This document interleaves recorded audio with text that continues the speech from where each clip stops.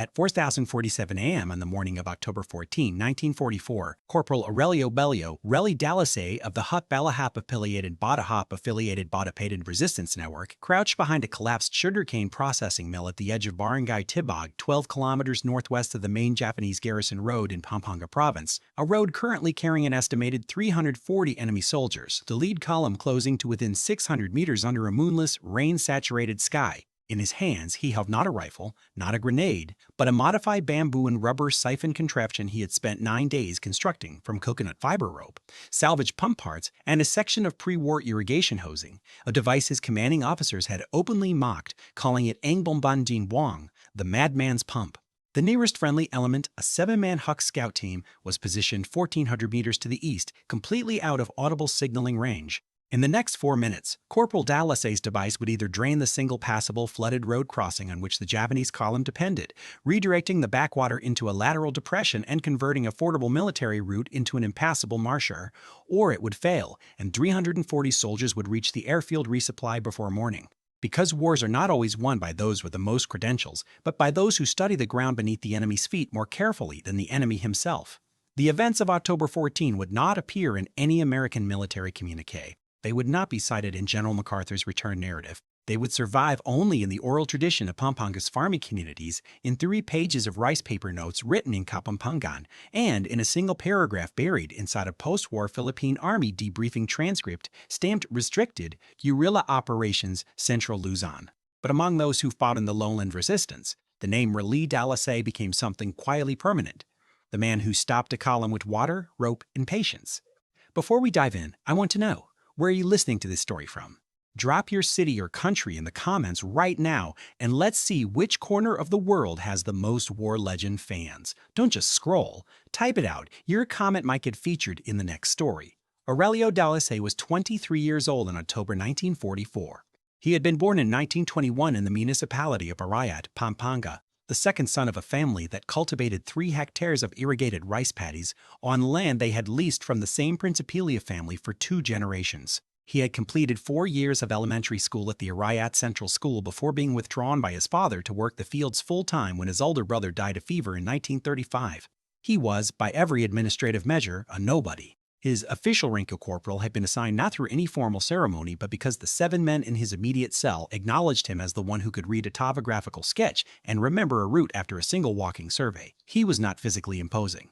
Witnesses from within the network described him consistently as payat ngunit matalin, thin but quick, with the particular quality of movement common to men raised on manual irrigation work, economical, deliberate, always appearing to expend less effort than the task required.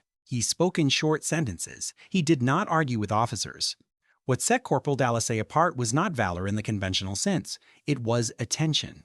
He had spent nearly a decade managing the irrigation turnouts on his family's paddy, and in that decade, he had developed an understanding of water movement in Pampanga's lowland terrain that was, in purely practical terms, more detailed than anything in any Japanese military survey of the province. He knew which lateral ditches connected to which primary canals. He knew which road crossings flooded in which rainfall sequence.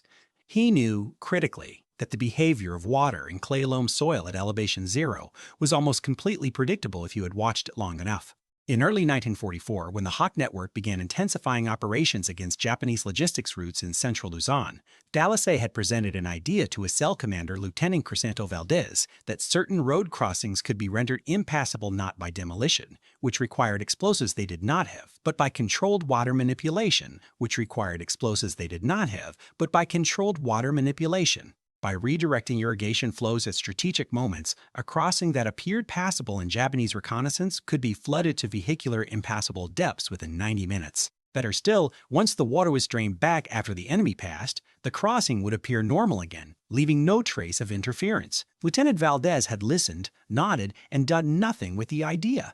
A second presentation, made 3 weeks later with a hand-drawn hydraulic sketch, was received with more open dismissal. Corporal, we are fighting a war, not building a dam. The network's senior intelligence liaison, a schoolteacher named Severino Pangan, who coordinated between the Hux cells and the broader resistance structure, was equally uninterested.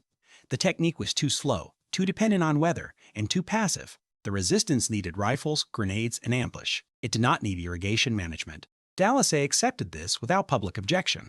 He spent the next several months quietly surveying road crossings in the northwestern quadrant of Pampanga, mapping water tables, measuring culvert flow rates by timing floating twigs, recording everything in a small notebook he kept inside a hollowed bamboo joint, wrapped in banana leaf. He built the siphon device in secret. He waited. By September 1944, the strategic situation in the Philippines had shifted with a speed that caught both sides recalibrating.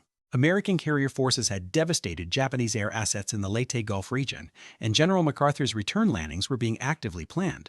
Inside the Philippine archipelago, Japanese Imperial Army Command, operating through the 14th Area Army under General Tomoyuki Yamashita, was attempting to consolidate defensive positions across Luzon while simultaneously moving supplies and reinforcements to anticipated invasion corridors. In central Luzon, the primary logistical artery was Route 3, the main north-south trunk road connecting Manila to the Lingayen Gulf. But secondary and tertiary road networks, particularly those threading through the agricultural lowlands of Pampanga and Tarlac, were equally critical for moving troops laterally between garrison points and for sustaining forward supply depots.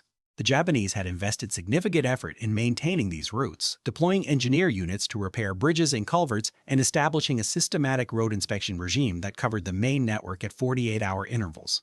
The Huk-affiliated resistance in Pampanga had been operating for nearly 3 years by this point, having grown from an agricultural labor political movement into a structured guerrilla network with genuine military capacity. Their fighters were predominantly peasant farmers, sugarcane workers, and laborers, people with intimate knowledge of the local terrain but chronically shorted weapons, ammunition, and medical supplies. Coordination with American intelligence operatives was inconsistent and often delayed by the difficulties of radio communication and messenger relay across Japanese-monitored terrain. The Japanese military advantage in this environment was multidimensional. They had firearms, artillery, armored vehicles, and air assets that could be called upon for large unit operations. They had the roads, and they controlled the garrison towns that served as nodes in the supply network. When resistance units attacked a convoy, Japanese response was overwhelming. Column security could be reinforced within hours, and punitive operations against nearby villages were common and brutal. The resistance had learned through devastating experience in 1942 and 1943 that direct attacks on well-armed columns produced casualties they could not afford. The deeper Japanese tactical advantage, however, was predictability of their own behavior. Japanese military planning, particularly at the column and garrison commander level, relied heavily on established reconnaissance protocols and confirmed road conditions. Before a large troop movement, engineer teams would survey the route, confirming that road crossings were passable for wheeled and tracked vehicles. If the survey confirmed passability, the column moved on the assumption that conditions were as surveyed.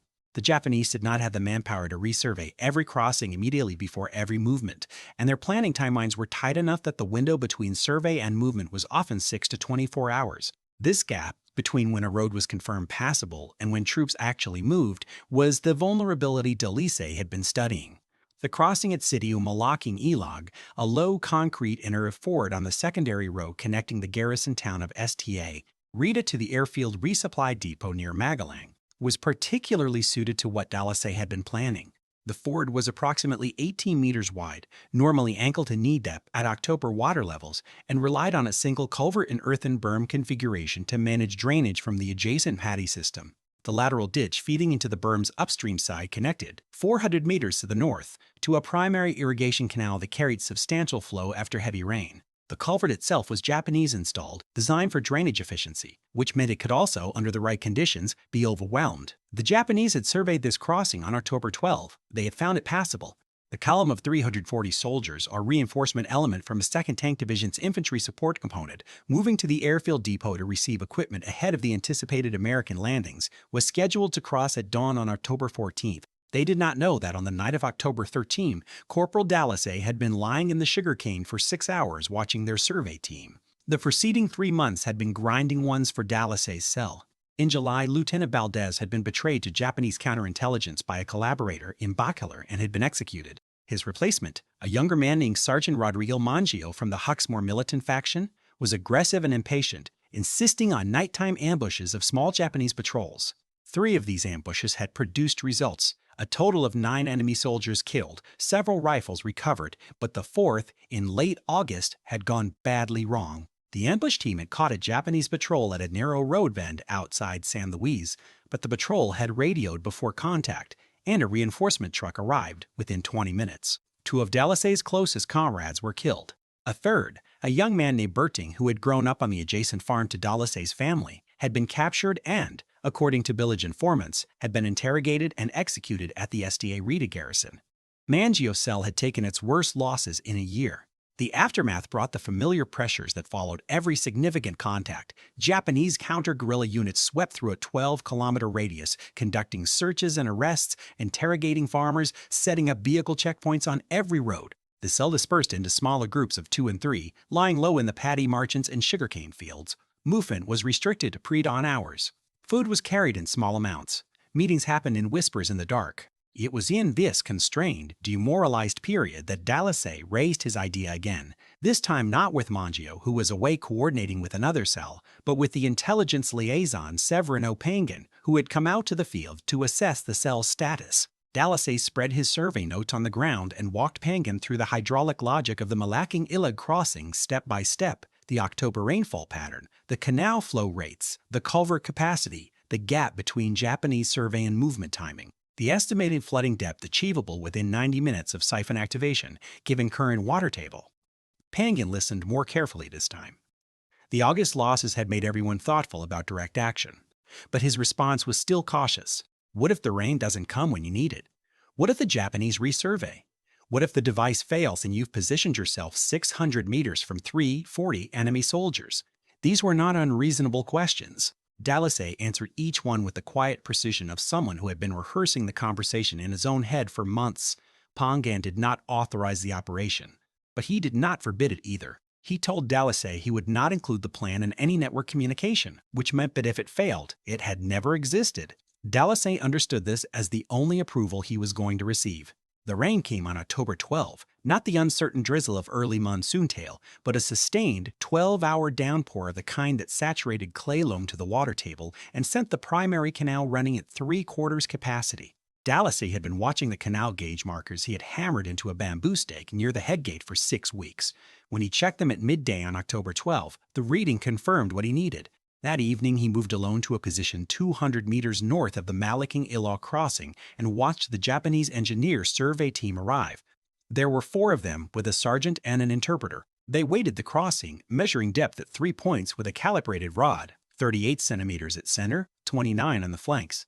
They recorded it passable for wheeled vehicles. They departed before dark. Dalasay noted the time, 5:22 p.m. The column was expected at dawn, approximately 11 hours away. He returned to his tool cache at 6:45 p.m. The siphon device was unglamorous in the extreme. Its core component was a 40-centimeter section of pre-war rubber irrigation hose salvaged from a dismantled pump station in 1943. Dalasay had coupled it to a length of braided coconut fiber rope that served as a drawcable, and attached at the intake end a funnel-shaped bamboo housing packed with coarse fiber mesh to prevent clocking. The device worked on a simple inverted siphon principle, positioned correctly against the earthen berm beside the culvert, with the intake submerged in the upstream ponding area and the outlet directed into the lateral depression on the road's downstream side. It would begin a gravity-fed flow the moment the upstream water level exceeded the outlet elevation. It would not add water. It would redirect existing backwater accumulation from the paddy system around the culvert, bypassing the designed drainage path and pouring instead into the low depression that flanked the road on its western side. Dalasay had tested a smaller prototype twice in a controlled section of paddy in August. He knew the flow rate. He knew the time required. At 7:30 p.m., he moved to the crossing. The rain had stopped, but the soil was fully saturated, and the lateral drainage ditch running north was carrying a steady flow.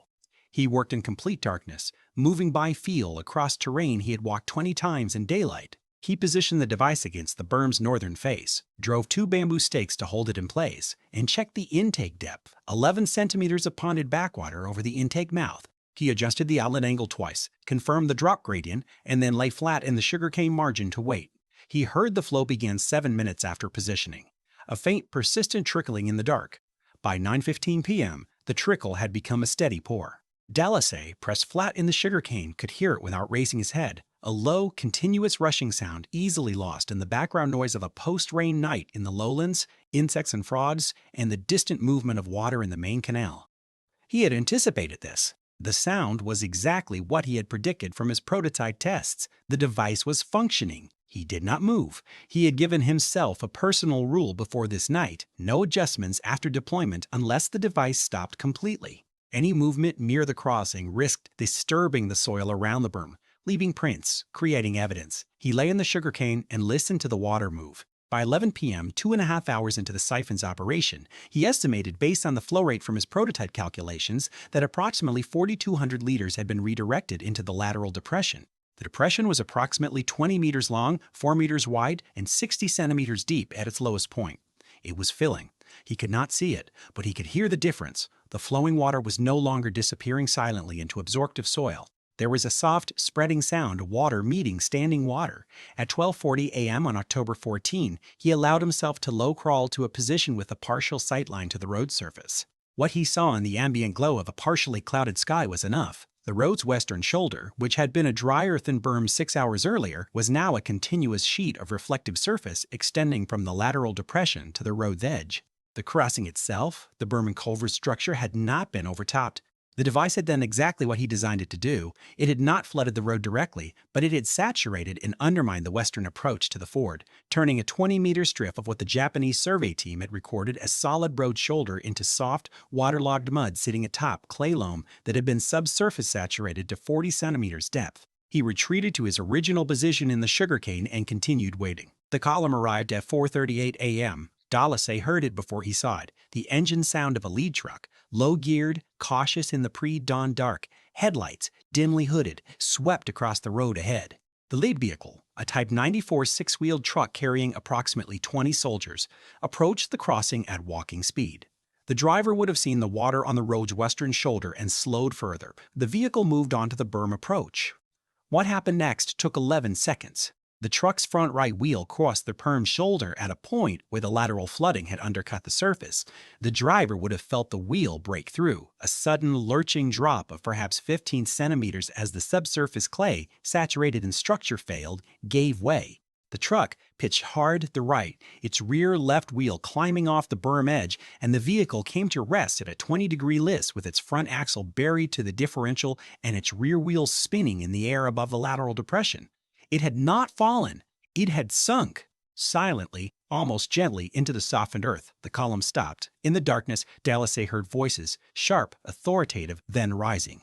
He heard feet in water, the sound of men waiting around the stuck vehicle, flashlight beams flickering across the road surface and the spreading flooded shoulder. He heard distantly the sound of the Japanese NCO in command trying to assess the situation. He heard the column's second vehicle try the crossing at a different angle and immediately begin to slide sideways, its crew shouting, "Michi ga abunai, the road is dangerous." The column halted.